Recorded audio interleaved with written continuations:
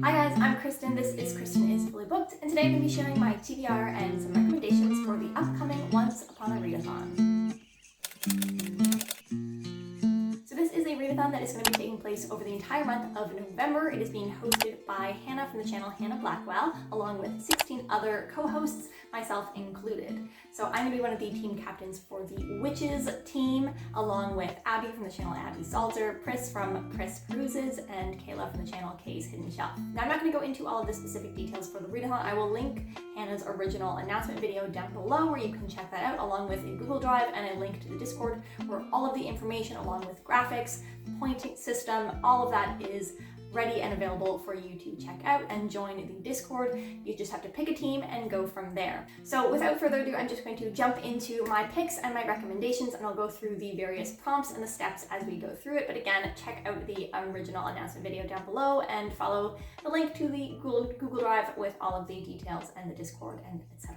Okay, so the first thing that you have to do after picking your team and declaring it on the Discord is to research the history of the apple tree. And that is the first stage in the readathon. There are 3 prompts here include reading a book featuring royalty, reading a retelling, or read a book with the words once upon, or time in the title, and hard mode is to have 2 or more of those words. So my pick here is going to be The Queens of Innis Lear by Tessa Gratton. This is one of my 12 books I must read before the end of the year books. So I have tried to get as many of those into this month as possible, or into the readathon as possible. And this is a retelling of Shakespeare's King Lear. And I'm really looking forward to it. I have a copy of both the audio and the ebook. I know it is a longer book, so I'm hoping to be able to really crunch through and get through this book in the first week. Now you are able to double up on prompts in a single stage. So I have tried to find books that fit multiple prompts in each section as my recommendations, but that's not always the case. So I thought on the first step, maybe you want to start with a novella. Maybe you're doing novellas in November, or you just want to get one quick done and jump on to the next stage in the readathon. So I've got 2 novella recommendations here for you. The first of which is This Is How You Lose the Time War by Amal El-Matar and Max Gladstone. So it has the word time in it, so it only works for the 1 prompt. But again, a really quick read here. This is following Red and Blue, 2 agents on opposing side of a futuristic time war. But we are reading their letters that they write to each other that begin as taunts as they sabotage each other's plans and slowly turn into something more. Another novella recommendation that you could read for this prompt would be A Spindle Splintered by Alex E. Harrow. This is a retelling of Sleeping Beauty, so it would work for that prompt, but it also has the word in the title, so you could get an additional prompts covered for that. And I think a case could be made that it features royalty, as Sleeping Beauty is a side character in the story. So definitely check out with your team captain if they would allow that on that one. I've got 2 more possible retellings that you could read for this one. The first of which is a YA fantasy, To Kill a Kingdom by Alexandra Christo. This is a Little Mermaid retelling, and it would also work for the royalty prompt, as the main character Siren is the princess of the, mermaid people, siren people. And we are also following the love interest, the male prince in this case, so he is a prince as well. And the other retelling that you could check out would be Briny and Roses. This is a Beauty and the Beast retelling by T. Kingfisher. Absolutely has all of the spunk and quirky charm that T. Kingfisher brings to all of her books. It is it's not necessarily a novella, but it is a pretty quick short read as well, so it would be a great one to again check off at the beginning of the readathon. And I think T. Kingfisher did a pretty good job of skirting around the whole Stockholm Syndrome potential issue, if that is something that bothers you about Beauty and the Beast retellings. This would be a fun one to check out. Now the next stage or step in the readathon is to find the map to the apple tree. The 3 prompts here are to read a book with a map, to read a book recently acquired, or to read a book with the colors red, orange, brown, or yellow on the cover, and hard mode here would be multiple of those colors. So the book that I'm going to be reading is Clara and the Sun by Kazuo Ishiguro. This is technically my partner's most recently acquired book, but all of my most recently acquired books are rereads, so I'm going to be reading this one instead. It does have yellow and a reddy orange on the cover, so that's 2 colors. I don't actually know much about it, except for that we're following an artificial friend who is purchased to be a little girl's kind of caretaker, or to be her buddy or friend or something like that. and I'm sure it explores some dilemmas of AI. Now for this stage in the readathon, my recommendations initially accidentally and then intentionally became not only ones that would cover the prompts that were provided, but also have some LGBTQ+ rep in them as well. So the first one that I'm going to recommend here is going to be The Rune of Kings by Jen Lyons. This is, no stranger to my channel. Of course, if you've been following me for a while, I have read this book last year and absolutely fell in love with the series. It does have a map in it, and there is red on the cover if you're reading this version. You can always say that you are reading this version. There's another version that is black, but anyway, it has red on the cover and it does have a map in it, and so that would work for 2 prompts. I do have a couple other videos where I talk about this book and this series. So I have a Should You Read This series. It's Should You Read A Chorus of Dragons. I will link it in the cards above.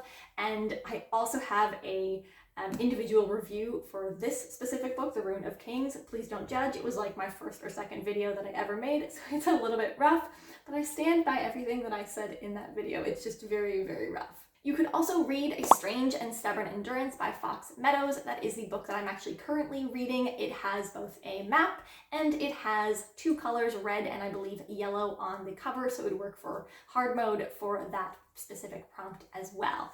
This happens to be an Ancilian political marriage fantasy romance story that is pretty heavy on the politics. It also focuses a lot on recovery from a past trauma, specifically a sexual assault. So I would recommend checking out the content and trigger warnings for that one and read a little bit more about the specific kind of graphic nature of that specific scene. Another possible option here would be The Black Coast by Mike Brooks.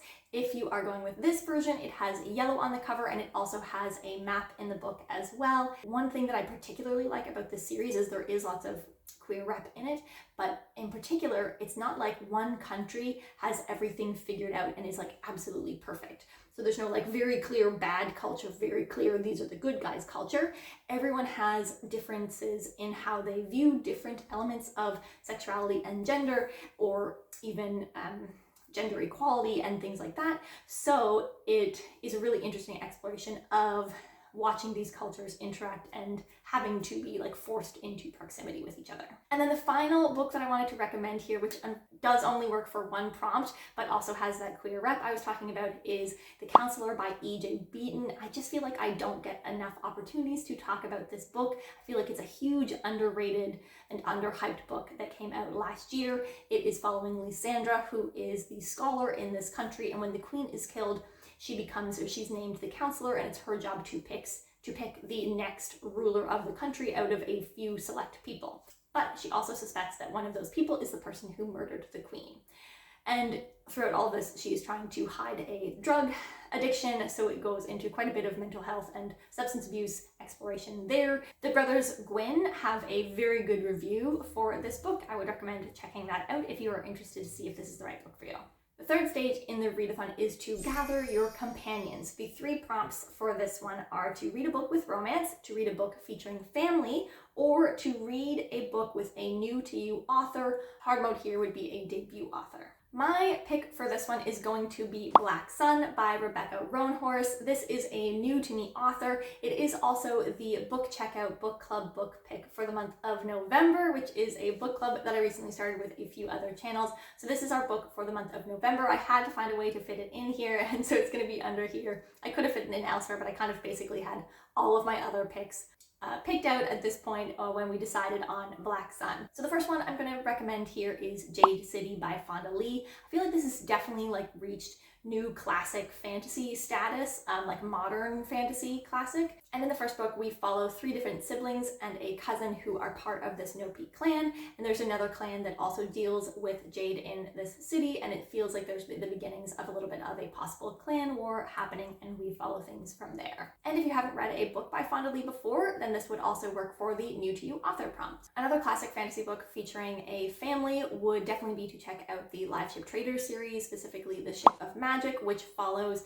a few different characters, but a few of them are part of the Vestrit family, and this is a family who are merchant traders. You follow a pirate as well. There's some thing going on with these sea serpents, but I would say this is definitely like a classic fantasy book that really focuses on the really interesting familial dynamics of the Vestrid family along with others. And again, it's obviously like this is gonna say for all of them, if you've never read a book by Robin Hall before, this would work for a new to you author. A book that features romance you will definitely find in The Bridge Kingdom by Danielle L. Jensen. This is a fantasy romance book, and I would say it's one that pretty successfully, at least for me, satisfied me in both the romance plot and the like fantasy storyline plot as well. And in this book, we are following Lara and Aaron. Lara has been trained from a very young age to eventually be married off to the king from another world. Her role is to go over to this new country and help take it down from the inside. But when she marries Aaron, when she travels to the other country, she finds out that maybe not everything is as it seems in regards to her country and their country and the political dynamics at play here. If you're looking for a YA fantasy, you could check out Wildwood Dancing by Juliette Marillier. This is technically a duology, but the first book completely works as a standalone. We are following a family of 5 girls. It is a little bit of a retelling of, I forget what the story is, but like the 6 dancing sisters or 12 dancing sisters, something like that. In this one, there are 5 sisters. We're only following one, but very atmospheric, very whimsical, and some interesting like folklore and mythological story stuff in there as well. And if you want something that's more contemporary, you could also read Book Lovers by Emily Henry. This would work for both the romance prompt as well as the features family prompt. This book follows Nora, who is a literary agent from New York. She goes off on a pre-baby kind of sister trip with her sister who is pregnant. It does focus quite a bit on the relationship between Nora and her sister, but it also focuses on the romance that Nora has with this guy that she runs into. It's someone that she knows from the book world back in New York, but she runs into him in this random small town. The 4th step or stage in this readathon is the quest for the apple tree, and the 3 prompts here are a book that has magic in it, a historical setting, or a book that is over 300 pages. Hard mode is over 400 pages. Now, obviously, the best strategy here would be to read a historical fantasy book that is at least 300 pages, if not 400 pages. So my recommendations are going to try to reflect that. The book that I'm going to be reading is The Book of Gothel by Mary McMine. This is another one of those must-read before the end of the year books for me, and it is set in historical Germany. I think that there might be magic. I'm not sure, but I'm pretty sure that there will be, so I think I'll get that one. And I think it is over 400 pages. If not, it's at least over 300. So I'll be somewhere in there, or at least 2 prompts, if not 3 plus hard mode. So if I finish that one, I will really score lots of points on this one. And this was pitched as a retelling of Rapunzel, but from the view of the witch who locks Rapunzel in the tower. But I've heard that that's not a good like reference point here for what the story is. It's more that person's story before all of that happens, and focuses a lot on women in this time period. Now, when I was looking for some recommendations here, it turns out I don't actually read that many like historical fantasy books that are set in our world. Lots of books influenced by real time in our history, but not many that are actually set in our world. But I did manage to scrounge up a few, one of which is The Golem and the Genie by Helene Wecker. This is set in turn of the century New York City, and we follow both a golem and a genie who under different circumstances find their way or wind up in New York City at this time. It is more than 400 pages, so it would also work for the hard mode for that prompt. Or you could read Magic Lessons by Alice Hoffman. This is a prequel story, like a backstory from Practical Magic, or for the story Practical Magic. It is set in the time of the Salem witch trials, and Magic Lessons tells the story of how the curse on this family of witches originally came to be. This book, I think, was just under 400 pages, so it would definitely work for 3 prompts, if not getting hard mode. Or you could read The Bear and the Nightingale by Catherine Arden. This is set in historical Russia before it was Russia. But this book is so atmospheric. It also would be like a really great book to pick up this time of year when we're like just about to be in the winter. I do think like reading this in the middle of the winter is also really great. But it's so cozy and a little bit dark. There's some like kind of like dark, scary elements to it as well, as along with lots of like mythology and folklore for this particular setting. And I thought I'd throw in another Juliette Marillier book here because why not? Definitely, Julia Maria is a great author to turn to for some historical fantasy books. The Dark Mirror is one of her more historically focused historical fantasy books, so it definitely has that historical setting. It follows the prompt for magic, and I'm not sure on the page count, so I will put it up on the screen for which one it would work for that.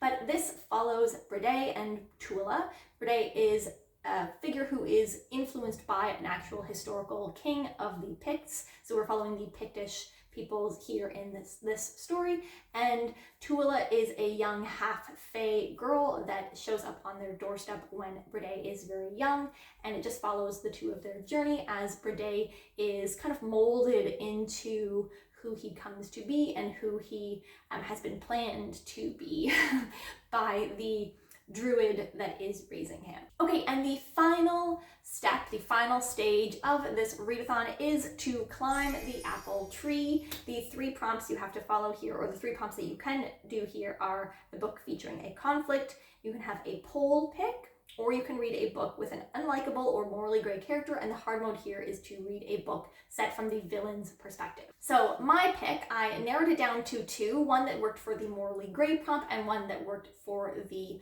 conflict prompt, and that is Fury Song was for conflict by Rosaria Munda, and it is The Lies of Loch Lamora for the morally gray prompt by Scott Lynch.